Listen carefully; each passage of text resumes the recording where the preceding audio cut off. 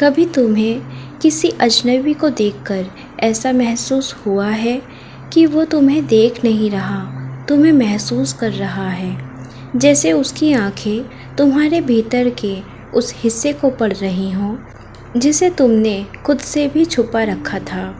ना कोई पुरानी मुलाकात, ना कोई नाम की पहचान, लेकिन फिर भी जैसे वो तुम्हारा कोई अधूरा हिस्सा हो।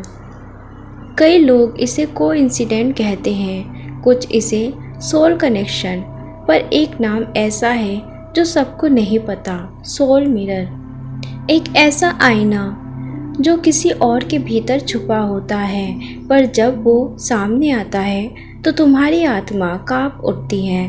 कहानी शुरू होती है आरोही से, पर सच कहूँ तो ये कहानी हम सबकी है, बस हमने इसे अब तक पहचाना नहीं।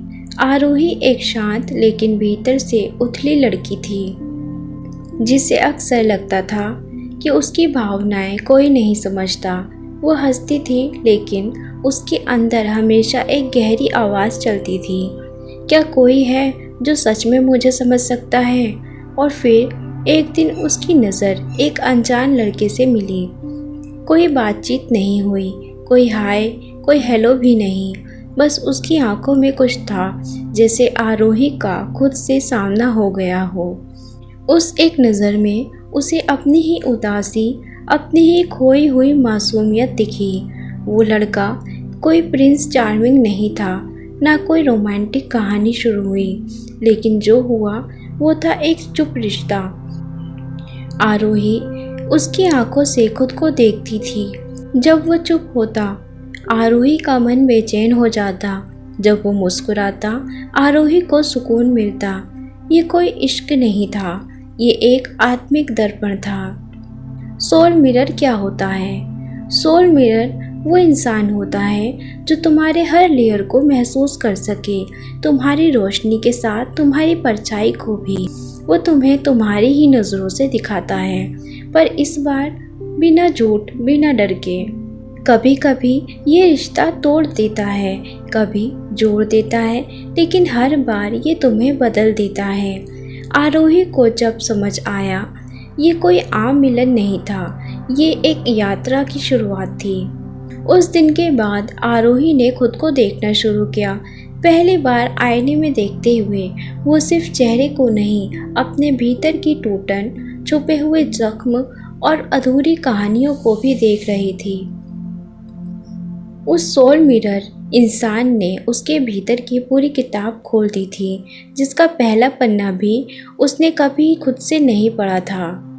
आरोही ने जर्नलिंग शुरू की, हर दिन खुद से मिलने का अभ्यास, और धीरे धीरे वो लड़की जो कभी खुद से भागती थी, अब खुद के करीब जाने लगी। लेकिन सोल मिरर हर बार साथ नहीं रहता, उसका मकसद हमेशा रुकना नहीं होता। वो लड़का चला गया, चुपचाप, बिना अलविदा कहे।